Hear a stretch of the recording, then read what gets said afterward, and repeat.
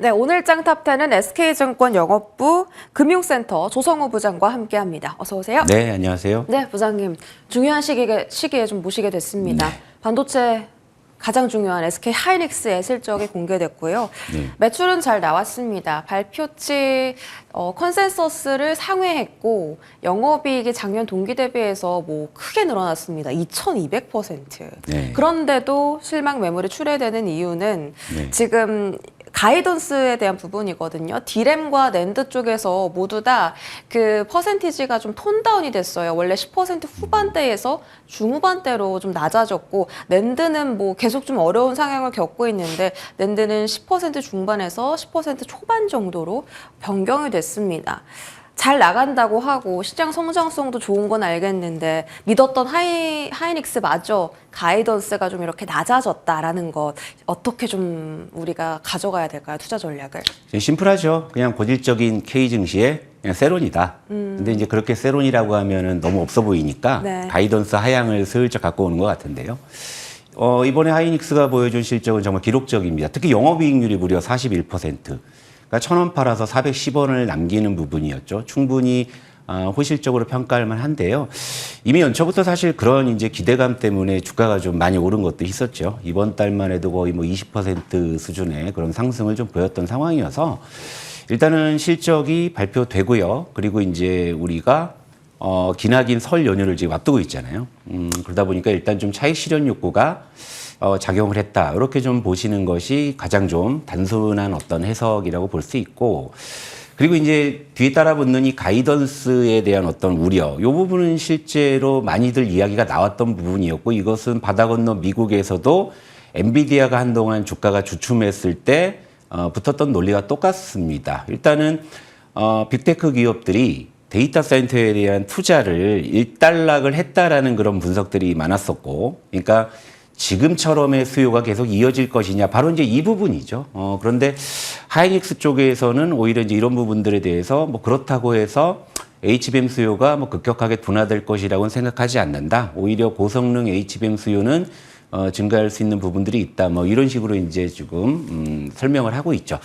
일단 단순히 말씀드리면 세론이라고 보시면 좋을 것 같고요. 그리고 이제 이런 조정 국면이 어느 정도 진행된 다음에는 재차 상승할 수 있는 그런 어떤 구간이 아닌가 이렇게 좀 보고 있어요. 네. 어제 사실 어떤 이야기가 나왔냐면 목요일에 BOJ도 있고 다음 주에 FOMC도 있잖아요. 네. 그리고 설 연휴, 명절, 네. 긴 명절을 앞두고 있기 때문에 네. 반도체 종목들 소보장단 특히 네. 12월부터 반등하기 시작했는데 네. 그 반등 랠리가 1월 달에 종료될 거다. 그래서 2월부터 좀 쉬어갈 수 있다라는 시선도 있었거든요. 네.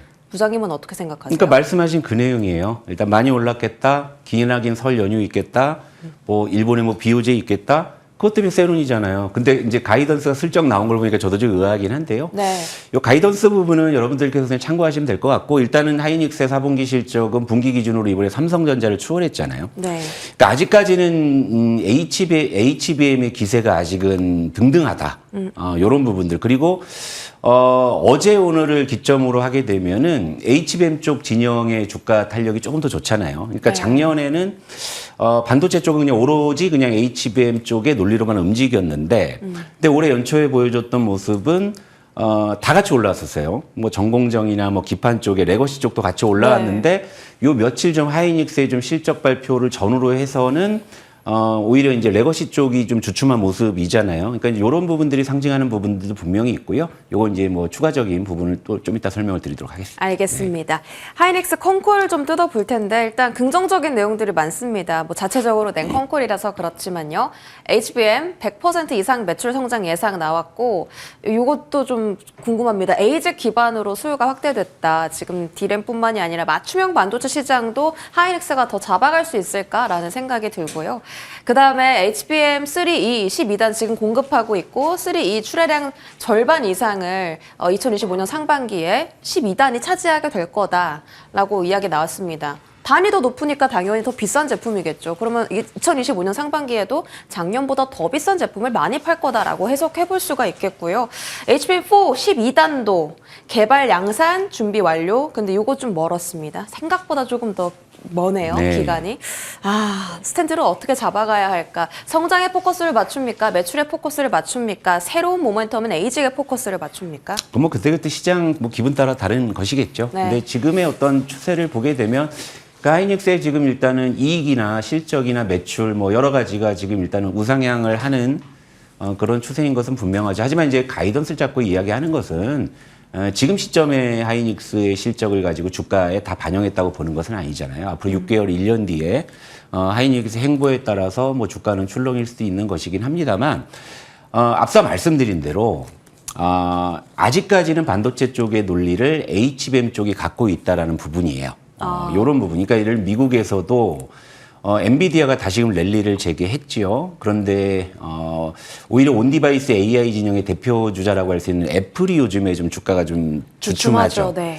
바로 그 이유가 바로 이제 연초에는 다 같이 움직였다가 레거시 쪽이 주춤한 이유이기도 합니다. 그래서 연초까지는 아직은 HBM 쪽이 주도권을 잡고 있는 그런 반도체 시장의 동향이다. 이렇게 좀 볼 수가 있을 것 같아요. 네. 그러면 가격적인 측면에 대해서도 궁금한데요. 최근에 증권사에서 하이닉스의 목표 주가를 30만 원으로 올려잡기도 했고 네. 어제 골드만삭스가 28만 5천 원까지 목표 주가 상향하기도 했거든요. 네. 오히려 HBM이 계속 이 산업을 끌고 간다라고 부장님께서 말씀하셨잖아요. 네. 오늘 같은 조정 날에 매수해야 되는 거 이게 아닌가요? 현재까지요. 앞으로 모르는 거고. 아. 현재까지는 반도체의 논리가 HBM 논리가 아직은 기세등등한 부분이고 앞으로는 뭐 모르는 거죠. 물론 이제 최근에 이런 기세를 반영해서 여기저기서 이제 목표 주가를 재차 올리는 거였는데 여러분 불과 석 달 전만 해도 뭐 한미 반도체 목표 주가 반토막 냈던 뭐 이런 일들이 있잖아요. 그러니까 반도체 쪽은 언제 또 손바닥 뒤집듯이 논리가 바뀔지는 모르겠습니다만 일단 현재까지는 역시나 HBM 논리가 우위에 있고요. 그리고 여기에 이제 최근에 미국 쪽에서 다시 화두가 되기 시작한 이제 AI 쪽, 네. 특히 이제 트럼프 정부가 취임하면서 뭐 스타게이트 이런 얘기들도 나오고 있으니까 이런 부분까지 연관지어서 보실 필요가 있을 것 같아요. 네. 안 그래도 스타게이트 좀 여쭤보려고 네. 했는데 4년 동안 5천억 원 달러 규모로 투자하겠다. 이미 첫 번째 프로젝트가 시행되고 있다고 샘 올트먼 CEO가 이야기를 했고요. AI 스타게이트의 기술 파트너들 주가 상승세도 좋았습니다. 그래서 국내 반도체 종목들, 특히 팹리스 쪽도 지금 집중을 받고 있는데 가온칩스, 코아시아, AD 테크놀로지뿐만이 아니라 제주 반도체 쪽이 지금 시세가 제일 좋거든요. 오늘도 두 자릿대 상승률 기록하고 있습니다. 스타게이트는 머스크가 소프트뱅크가 그만큼 돈이 없다라고 좀 비판을 하면서 그 기대감이 좀 희석됐나 싶었는데 이거 이미 올트만이 이미 우리 첫 번째 프로젝트 시작했다라고 반박을 했거든요. 이거는 어떻게 좀 집중적으로 봐야겠습니까? 그 오픈 AI의 CEO인 샘 올트만하고 그 일론 머스크가 사이가 안 좋은 건 알고 계시죠? 네, 어제 엄청 싸우더라고요. 오픈 AI 공동 창업한 이력이 있었고 네. 머스크가 도중에 나왔죠. 네. 그러니까 뭐 지금도 앙숙일 수밖에 없는 이런 상황인데 물론 뭐 소프트뱅크 쪽에 뭐 너희 돈 없잖아 이렇게 얘기했지만 그 이면에는 사실 올트만을 좀 견제하는 그런 이야기고 뭐 머스크 입장에서도 뭐 본인도 이제 AI를 굉장히 좀 지금 주력으로 밀고 있는 상황에서 잠재적 경쟁자인 거죠. 예. 근데 이제 이 밸류 체인에 왜 그럼 테슬라가 빠졌느냐라는 거에서 시장에 약간의 의구심이 있었죠. 그래서 이제 간밤에 뉴욕 증시에서도 관련주는 올랐는데 오히려 테슬라는 좀 빠졌고 그러다 보니까 이걸 또 이제 좀 말 만들기 좋아하는 쪽에서는 트럼프와 또 머스크의 밀월 관계가 생각보다 빨리 끝나는 거 아니냐 이런 식으로 해석도 뭐 취임한 하고 지 있는 이제 일주일도 안 됐는데요. 네. 이런 상황인데 이제 네. 여기서 이제 힌트를 한번 볼게요. 그러니까 HBM의 어떤 수요 둔화 논리나 가이던스에 대한 부분들이 이제 사실 별 의미가 없다라고 보는 건 네. 바로 스타게이트 이 프로젝트가 또 등장을 했기 때문인데요. 자, 참여하는 기업을 보게 되면 일단 오픈 AI, 자, 생성형 AI의 대표 기업이죠. 여기에 이제 자본력으로 봤을 때 소프트뱅크가 또 참여를 했었고, 그리고 여기에 이제 뭐 소형 또 원전 기업들도 뭐 참여하고, 그리고 여기에 이제 후속적으로 나중에 엔비디아나 마이크로소프트, 그 다음에 뭐 아마존까지도 참여가 예상이 되는. 그러니까 뭔가 좀 진영 자체가 단순히 반도체 하드웨어 빅테크 기업만 있는 것이 아니잖아요. 아니죠. 예, 소프트웨어를 대표로 하는 그런 기업들도 네. 이제 참여를 하고 있는 이런 부분이니까. 그러니까 지금 AI 트렌드를 여기서 좀 읽어볼 수가 있을 것 같아요. 그러니까 제가 이제 서두에 말씀드렸던 반도체 현재 논리가 아직은 HBM이 기세등등하기는 한데 근데 중요한 건 뭐냐면 지금 AI는 일단 빅테크의 엄청난 투자로 인해 가지고 일단 학습을 넘어서 이제 추론의 단계라고 왔을 때는 이 그림이 이해가 되시는 거죠. 그러니까 그동안 이제 어마어마한 빅테크 기업들의 그 데이터 센터 투자, 그거 그냥 뭐 세워만 놓은 건 아니잖아요. 지금도 이제 그 연산이 계속 돌아가면서 학습을 하고 있는 것이고, 이제 그걸 이제 추론을 해가지고 우리가 이제 실생활에서 필요한 것들을 이제 뽑아내는 그런 과정으로 이제 가고 있는 부분이거든요. 그렇다 보니까 앞으로 AI 쪽에서 지금 현재로서는 연초에 현재 시점에서는 HBM 쪽에 조금 더 우위에 서 있는 간판이 걸려 있지만, 또 스타게이트 프로젝트를 보게 되면 또 이게 아닐 수도 있겠다. 뭐 예를 들면 AI 소프트웨어 쪽으로 확산이 될 수도 있는 부분이고, 그리고 AI 소프트웨어가 확산이 된다는 것은 우리가 실질적으로 실생활에 활용하는 소프트웨어가 그만큼 늘어난다는 거죠. 네. 그렇다면 그것이 바로 이제 디바이스의 수요를 자극할 수가 있는 부분인데, 연초에는 그런 기대감으로 반도체 쪽에 HBM이나 레거시 쪽이 다 같이 움직인 거예요. 근데 최근에 이제 애플이 이제 중국 쪽에서 판매량이 둔화됐다, 이런 부분들이 지금 현재로서는 그래도 아직은 HBM 쪽이지 라는 쪽에 이제 반도체 수급 논리가 형성이 되고 있다라는 쪽으로 이해하시면 될 것 같습니다. 네, 좋네요. 하드웨어에서 소프트웨어, 그다음에 디바이스까지 네. 이제 이런 사이클이 이어질 수 있는데, 아직까지는 이 디바이스가 좀 떨어지다 보니 하드웨어 네. 쪽에 대한 시선이 조금 더 굵어지고 있다. 그럼 소프트웨어를 지금은 좀 봐야 되는 겁니까? 소프트웨어가 실제로 이제 이 스타게이트에 참여한 기업 중에 또 오라클이라는 또 대표적인 또 소프트웨어 기업들이 있었고요. 이런 부분들이기 때문에 최근에 오늘도 보면 AI 뭐 소프트웨어 쪽도 나름 움직임이 나오죠. 물론 이슈의 파급력을 봤을 때는 사실은 어제는 원전주, 오늘은 뭐 전력주 쪽으로 많이 수급이 쏠리기는 합니다만, 네. 일단 전체적으로 큰 틀에서 봤을 때는 스타게이트 이 프로젝트에서 파생될 수 있는 부분들은 다 여러분들께서 관심을 가지시는 게 좋지 않나, 이렇게 좀 보고 있어요. 알겠습니다. 조성우 부장님께서 그 HBM이 아직까지는 네, 기세등등하다라고 하셨습니다. 그러니까 언제까지 이러한 모멘텀이 이어질지는 불확실하다는 거죠. 네. 하지만 시장에 대한 비중을 봤을 때 시장은 계속 커질 것이고, 그 안에서 엔비디아가 가져가는 캐파는 이만큼이 될 것이고, 엔비디아에 직접적으로 납품하는 실적이 역대 최대 실적을 찍은 하이닉스는 다시 한번 또 엔비디아를 따라서 이 시장의 성장성에 따라서 같이 커지지 않을까. 그리고 소부장단에 대한 그 궁금증이 네. 좀 드는 게요. SK 하이닉스가 오늘 실적 발표에서 선단 공장 디램 쪽에서 이제 선단 공정 전환하겠다라고 이야기했는데, 그럼 소부장에 대한 수주 기대감도 좀 높아지는 거 아닙니까? 그러니까 소부장 쪽 중에서 요즘에 특히나 좀 발군의 시세가 나오는 쪽이요, 반도체 설계 쪽, 그러니까 ASIC 쪽이죠. 그러니까 맞춤형 반도체라는 거죠. 그러니까 작년에 그 빅테크발 그 데이터 센터 수요, 그래서 HBM 수요는 그냥 다 필요 없고 고성능 반도체만 필요했던 거예요. 그러니까 발열도 얘기 나오고 전력도 얘기 나오니까 그런 게 갖다 붙는 거죠. 그런데 이것이 조금 더 이제 진화했을 때는요, 이 정도, 예를 들면 고효율을 추구할 거냐, 네. 고성능을 추구할 거냐, 다를 수 있는 거예요. 쓰는 사람마다. 네. 근데 추론의 단계로 갔을 때는 아무래도 고성능보다 고효율 쪽을 추구할 가능성도 있는 것이죠. 그리고 그 고효율 쪽은 또 따라붙는 게 뭐냐면 저전력이에요.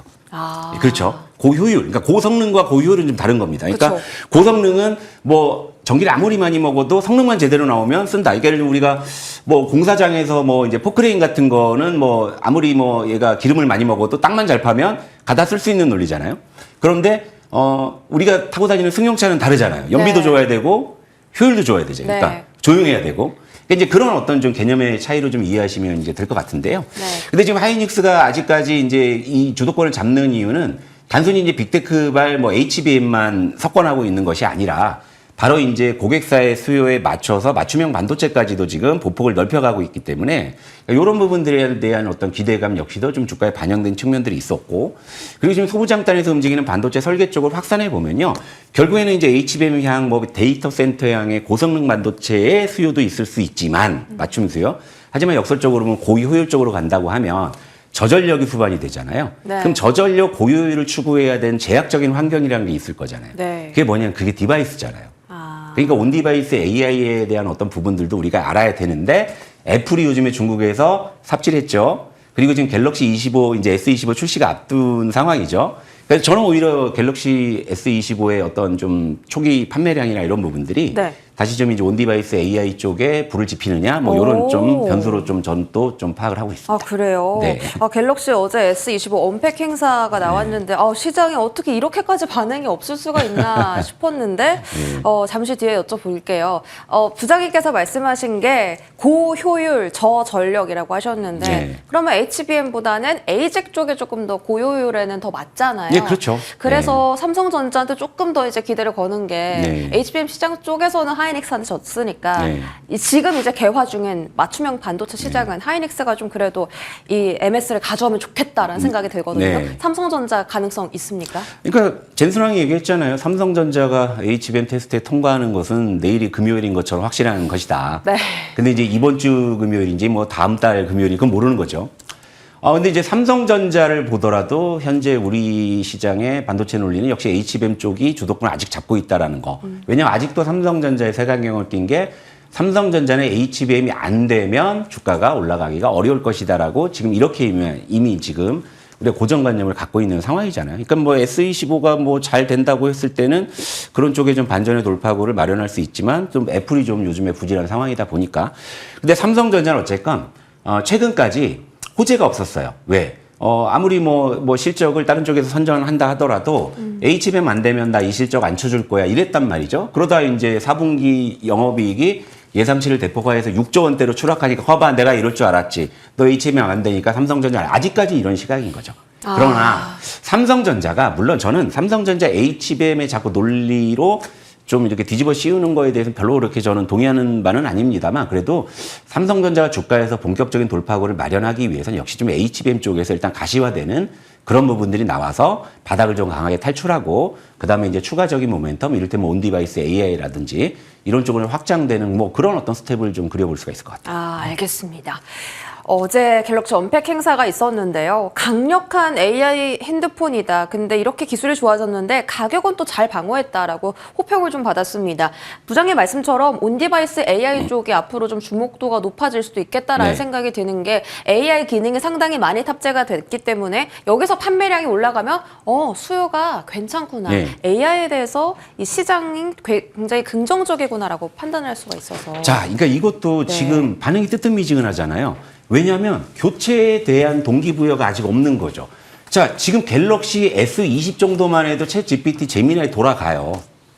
추가적인 어떤 기기에 대한 수요가 필요 없는 거잖아요. 하지만 학습에서 추론 과정으로 갔을 때 어떤 AI 소프트웨어 쪽에서 킬러 앱들이 이제 차차 등장을 해요. 그래서 깔아봤어요. 야, 20에서 이제 버벅대서 안 돌아간다. 자, 2단계가 돼야 이제 이런 하이엔드급의 AI 어떤 스펙을 적용한 그런 디바이스의 수요가 폭발적으로 증가할 수가 있는 부분이거든요. 하지만 중요한 것은 이 온디바이스 AI 진영에서도 신제품을 내면서 이제는 AI 인터페이스로 이제 본격화한다는 부분들은 지금 보여주고 있는 부분이거든요. 그러니까 삼성전자가 온디바이스 AI에 대한 어떤 모멘텀을 본격화하기 위해서는요. 소프트웨어 쪽에서 좀 킬러 앱들이 좀 많이 나와줘야 됩니다. 그래서 이제 하나둘 깔아봐야 돼요. 지금 챗 GTP 깔아보고 제미나이 깔아보고 다 돌아가요. 저도 해보니까 돌아가. 뭐 어지간한 뭐 인공지능 뭐 앱 같은 거 지금은 돌아가요. 그런데 어느 순간 그게 10개가 되고 20개가 되고 아니면 조금 더 이제 사양이 올라가고 했을 때는요. 버벅대기 시작하잖아요. 그럴 때 사겠죠. 그러니까 물론 준비는 하고 있지만 그 어떤 스파크가 튀는 그런 어떤 트리거가 남겨지는 시점은 우리가 좀 인내심을 갖고 기다려야 된다 이렇게 말씀드립니다. 아직은 아니라는 말씀이시네요. 알겠습니다. 전력 설비로 넘어가 볼게요. HD현대 일렉트릭과 LS 일렉트릭이 상반된 실적을 공개했고요. 현대는 쇼크고 LS는 서프라이즈입니다. 열어볼게요. 전력 설비에 대한 부분은 사실 트럼프 정권 하에서 정책적으로 밀어주는 부분이 있기 때문에 데이터 센터 프로젝트도 이미 시작을 했다라고 했고 트럼프 정권 쪽에서도 지금 에너지 정책에 대해서 좀 굉장히 적극적이잖아요. 전력 설비 무조건 필요할 것 같고 원전까지도 관심이 옮겨지고 있는 상황에서 지금 전력 설비는 2025년 상반기에 꾸준하게 가져가야 되는 섹터입니까? 일단은 뭐 모멘텀은 계속 지금 강하게 붙고 있는 상황이고요. 좀 식을만하면 또 뭐 스타게이트 등장하고 사실 스타게이트 자체라기보다는 거기에 이제 소형 원전 기업들이 참여한다는 소식이 오히려 좀 테마를 좋아하는 우리나라 투자자의 성격상 아주 부합이 돼서 오늘 좀 불을 뿜고 있는 상황에서 LS 일렉트릭은 굉장히 좋은 실적을 보여줬죠. 근데 사실 실적이 좀 엎치락뒤치락 하는 것 같아요. 뭐 작년 뭐 상반기에는 HD 현대 일렉트릭의 실적 개선세가 되게 가팔랐고 LS 일렉트릭이 좀 주춤했는데 지금 좀 실적이 좀 올라오는 페이스가 좀 LS 일렉트릭이 좀 더 빠르다 보니까 최근에 좀 주가의 탄력을 놓고 봤을 때는 뭐 LS 일렉트릭이 조금 더 좋은 흐름을 보이고 있긴 합니다만 전체적으로 이제 전력 설비주에 대한 어떤 지금 장작이 계속적으로 좀 부어지고 있는 이런 상황이기 때문에 뭐 전력 설비주 같은 경우에는 결국에 이제 올해도 화두가 될 그 AI 트렌드가 지속되는 한 계속 좀 모멘텀은 계속 갈 것 같은데 네. 이제 주가의 변동성이 좀 너무 크고 그렇죠. 단기 원체 좀 많이 올랐고 이런 부분들은 좀 여러분들께서 좀 주의하면서 좀 접근하셔야 되지 않나 이렇게 좀 정리해 볼게요. 그래서 궁금한 게 대장주가 바뀔 수 있을까라는 부분이거든요. 네. HD현대일렉트릭은 15,000원부터 40만 원까지 한 번도 쉬지 않고 올라갔고요. 지금 투자 경고 종목입니다. 네. LS일렉트릭은 오늘 호실적 발표했고요. 지금 조정을 받았다가 되돌리면서 올라가는 중이라서 네. 아직 정고점 도달을 안 했거든요. 네. 그래서 LS일렉트릭에 조금 더 시선을 좀 둘까 싶은데요. 이게 엄마가 좋아 아빠가 좋아 질문 같은데 네. 전력 설비주가 뭐 LS일렉트릭, HD 현대일렉만 있는 건 아니잖아요. 전체적으로 이제 수급이나 이슈나 이런 부분들에 따라서 그날 좀 탄력이 좀 다를 수 있는 부분이고 그리고 이제 전체적으로 봤을 때 단기적으로 원체 좀 올랐기 때문에 가격 부담이 있는 상황이고 그렇다면 꼭 뭐 반드시 우리가 이제 이 모멘텀으로 전력 어떤 설비 쪽이 계속 간다고만 판단을 해서 꼭 이 안에서만 우리가 꼭 투자를 해야 되느냐 그러지는 않을 수 있거든요. 파생되는 섹터도 충분히 있습니다. 이를테면 전력 설비주가 움직이기 직전에 여러분 그 이 발열 전력 관련해 가지고 움직였던 섹터가 대표적으로 뭐였죠? 유리기판 쪽이었죠. 네. 자, 유리기판 쪽 식으니까 갑자기 전력주로 확 들어오잖아요. 자, 유리기판 전력 설비 또 하나 그러면 지금 안 오르고 있는 거 뭐 하나 액침 냉각. 세 개가 돌아가면서 움직였단 말이에요. 그러면 유리기판 한번 시세놨고 전력으로 왔죠. 그럼 그 다음에는 어디로 갈까 했더니 오늘 또 때마침 또 액침 냉각 쪽이 꿈틀댑니다. 네, 그러니까 이런 쪽으로 여러분들 파생 섹터를 좀 역발상으로 접근하시는 거. 그러니까 지금 전력주가 단계에 많이 올랐으니까 예를 들면 유리기판 많이 올랐는데 저걸 따라가 했을 때 나 그냥 전력을 들어가 보자 했을 땐 전력주로 좀 많은 수익을 보실 수 있는 부분이잖아요. 자, 유리기판 이제 많이 올랐다 조정받는 상황에서 전력주 올라가니까 저것도 따라가야 돼 했을 때 아니다. 액침 냉각이 바닥에서 올라오네. 자, 이런 식으로 이제 계속 좀 테마는 순환을 하는 거기 때문에 네. 전체적으로 좀 폭넓게 좀 보시면 좋을 것 같아요. HD 현대일렉이냐 LS일렉트릭이냐 둘 중에 하나에 저를 가둬놓으시면 제가 드릴 말씀 별로 없네요. 네. 알겠습니다. 이게 순환매를 좀 잘 이용하자라고 말씀해 주신 것 같고 지금 액침 냉각이 또 다시 한번 집중받을 가능성이 있으니 한번 관심 있게 지켜보시기 바랍니다. SK증권 영업부 조성우 부장과 함께했습니다. 고맙습니다.